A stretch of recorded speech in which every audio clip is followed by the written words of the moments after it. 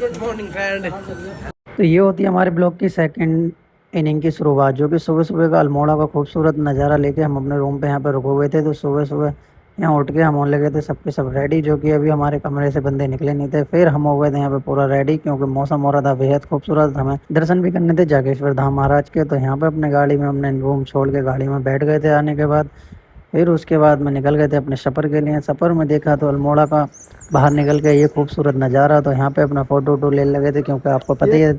फिर उसके बाद ये हमारे चाचा की हो गई थी तबीयत ख़राब, तो यहाँ पे इन्हें थोड़ा सा आराम दे के हम पहुँच गए थे सीधे गोलू देवता के मंदिर। तो यहाँ पे दर्शन करे, जो कि देख सकते हो बेहद काफ़ी खूबसूरत मंदिर था, जो कि हर तरफ घंटे और घंटियों की आवाज़ अब गूंज रही थी।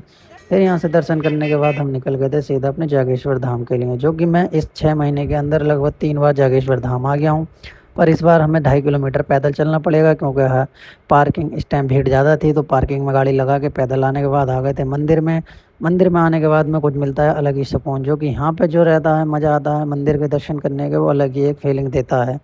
तो फाइनली यहाँ दर्शन करने के बाद हम मंदिर के पीछे चले गए थे, इस नदी के अंदर कुछ बना रहे थे छोटे छोटे मंदिर, जो कि यहाँ पे छोटे छोटे मंदिर बना रहे थे। तो हम भी लग गए थे। फिर उसके बाद में दर्शन करने के बाद हो गए थे हमारे समाप्त। तो हम चले गए थे भंडारा खाने के लिए, जो कि यहाँ पे लग रहा था भंडारा। और भंडारा खा के तो इतना आनंद आया था, जो कि ऐसा लग रहा था हमारे पूरे दिन की 2 दिन का सफ़र करने की थकान सब उतर गई, इतना बढ़िया भंडारा था।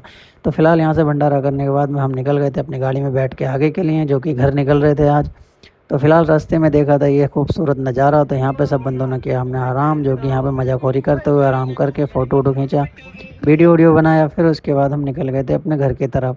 फिर रास्ते में देखा था ये नाशपाती का पेड़, तो यहाँ पे हम नाशपाती तोड़ के खाने लगे थे। फिर उसके बाद खाने के बाद आ गए थे डोला आश्रम में, जो कि ये भी काफ़ी बेहद खूबसूरत मंदिर है, जो कि अंदर मोबाइल ले जाना अलाउड नहीं था। तो मंदिर में दर्शन करके हम अपने सीधे निकल गए थे घर की ओर, जो कि भीमताल की झील पार करने के बाद में हमें देखा एक चाय की टपरी। तो यहाँ पे हमने रोकी अपनी गाड़ी, क्योंकि शाम का टाइम और चाय पीने का मज़ा एक अलग ही आता है। तो यहाँ पे हमने पी थी चाय। चाय पीने के बाद निकल गए घर की ओर। तो ब्लॉग कैसा लगा कमेंट करके ज़रूर बताना।